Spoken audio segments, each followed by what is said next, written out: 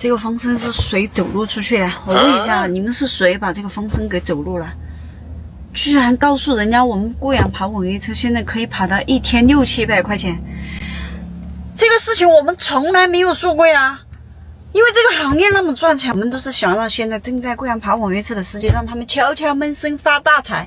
结果这下好了，全国人民都知道跑网约车很挣钱，1天可以跑600-700块钱。你们听见这个事情，我估计以后来跑网约车的师傅会真的越来越多。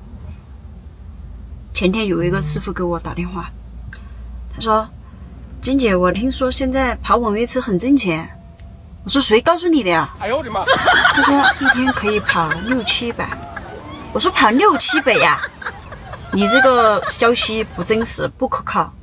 事实不止跑这么多，可以跑得更多。他说：“真的吗？那我这个车是不是可以买的哟？”我说：“你买的什么车呀？”他说：“我在贵阳北站这边有一家销售员跟我说，让我来买他们的车，在贵阳跑专车，每个小时的流水可以跑到60-70块钱。”我说：“可以哦。”是什么车啊？他说是红旗EQM5 430续航的。我说什么价格卖给你呢？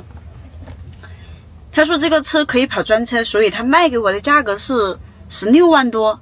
然后他说：“那听你这么说，这个还是可以跑的哈。这个车是不是可以买的呀？”你说，人只要没有良心，可以挣得更多。这句话真的没有讲，一点毛病都没有。只要把良心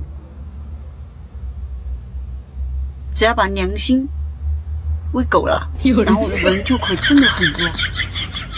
你像现在这个环境，1天跑600-700，一个小时跑60-70块钱，而且跑600-700块钱只需要10个小时。这个话题让我们现在全国正在跑网约车的师傅来回答你好不好？我觉得你听见这个消息不可靠，1天跑600-700块钱，说少了1天可以跑2-3千，真的跑专车。只要你打开车，你那个车轮一直转，停不下来的。那个单是一单接一单的，一单接一单的连环单，赶紧去买，你要去晚了，这个车可能都被其他人抢走了。